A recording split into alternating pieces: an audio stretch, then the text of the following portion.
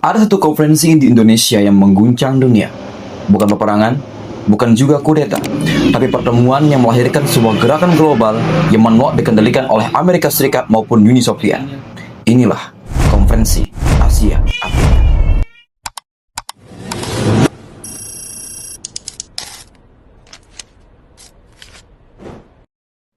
Pada pertengahan abad ke-20, dunia menyaksikan kebangkitan negara-negara baru. Setelah berabad-abad terjajah, negara di Asia dan Afrika mulai menentukan nasibnya sendiri. Disinilah tonggak sejarah lahir, Konferensi Asia Afrika, yang kemudian membuka jalan terbentuknya gerakan non-blok. Kala itu, pada era Perang Dingin, dunia terbelah menjadi dua blok besar. Blok Barat yang dipimpin oleh Amerika Serikat, dan Blok Timur yang dipimpin oleh Uni Soviet. Negara-negara yang baru berkembang terjebak dalam persaingan ideologi kedua blok tersebut. Mereka membutuhkan jalan independen, atau jalan yang tidak tunduk pada kekuatan manapun. Sebelum Konferensi Asia Afrika lahir, Asia dan Afrika adalah saksi dari panjangnya penindasan kolonial. Namun bangsa-bangsa ini tidak tinggal diam. Di Indonesia, Revolusi 1945 sampai 1949 menunjukkan bahwa rakyat siap berkorban demi kemerdekaan. Di India, perjuangan tanpa kekerasan Mahatma Gandhi mengguncang kekuasaan Inggris. Di Mesir, Revolusi 1952 mengakhiri dominasi kolonial. Aljazair, Kenya, dan Vietnam bangkit melalui perjuangan bersenjata yang menginspirasi dunia. Gelombang perlawanan ini menegaskan satu pesan: bangsa-bangsa Asia dan Afrika berhak menentukan nasib sendiri. Dan semangat inilah yang mengantar mereka menuju Bandung tahun 1955. Pada bulan April tahun 1955, Indonesia bersama India, Pakistan, Sri Lanka, dan Burma menyelenggarakan Konferensi Asia Afrika di Bandung. Sebanyak 29 negara yang hadir mewakili lebih dari separuh penduduk dunia.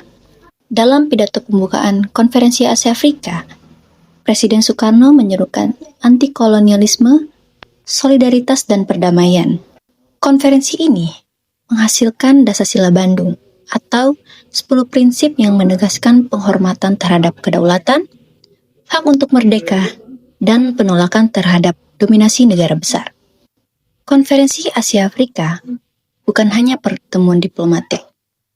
Ia menjadi simbol kebangkitan dunia saat ini. Semangat Bandung menegaskan bahwa negara-negara yang pernah dijajah dapat bersatu, bekerja sama, dan berdiri sejajar di panggung internasional. Inilah fondasi ideologis yang kelak melahirkan gerakan yang lebih luas. 6 tahun setelah Konferensi Asia Afrika, semangat Bandung berkembang menjadi gerakan non-blok. Pada tahun 1961, di Beograd, Yugoslavia, pemimpin dari negara-negara Asia, Afrika, dan Eropa Selatan seperti Soekarno, Nehru, Nasser, Tito, dan Nkrumah sepakat untuk membangun gerakan negara-negara yang tidak memihak dua blok besar Perang Dingin.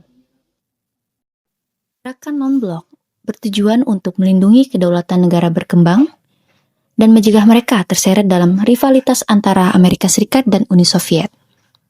GNB menjadi wadah bagi negara-negara yang ingin merdeka secara politik, ekonomi, dan budaya. Konferensi Asia Afrika dan gerakan non-blok memiliki hubungan langsung dan kuat. Konferensi Asia Afrika adalah fondasi moral dan filosofis dari gerakan non-blok. 3 prinsip yang lahir dari Bandung menjadi DNA gerakan non-blok. Pertama, anti-kolonialisme dan hak menentukan nasib sendiri. Kedua, tidak memihak blok barat maupun timur. 3, kerjasama dan solidaritas negara-negara berkembang. Gerakan non-blok adalah kelanjutan dari semangat Bandung yang diangkat ke panggung global. Semangat Bandung dan gerakan non-blok tidak hanya membentuk hubungan global, tapi juga memengaruhi pembentukan organisasi kawasan seperti ASEAN.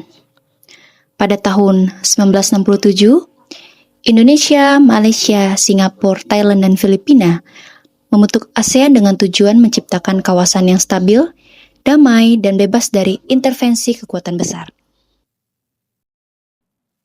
Adam Malik, salah satu tokoh pendiri ASEAN, menyatakan bahwa ASEAN lahir dari nilai-nilai Konferensi Asia Afrika seperti persaudaraan, solidaritas, dan tekad untuk menentukan masa depan sendiri.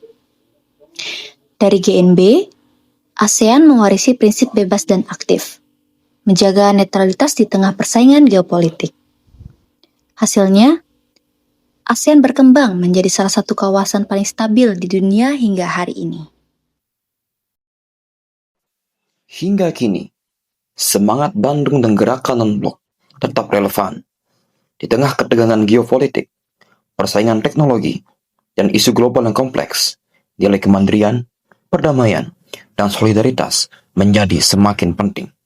Warisan sejarah ini terus hidup tidak hanya dalam gerakan non-blok dan ASEAN, tetapi dalam sikap negara-negara berkembang di seluruh dunia. Bandung 1955 bukan hanya sekedar peristiwa sejarah. Ia adalah titik balik yang menunjukkan bahwa bangsa-bangsa Asia dan Afrika mampu memimpin perubahan dunia. Dari Konferensi Asia Afrika, lahir gerakan non-blok, dan darinya mengalir semangat yang membentuk kawasan seperti ASEAN, sebuah warisan yang terus menginspirasi hingga hari ini. Dari konferensi kita berjumpa, terima kasih dan sampai jumpa.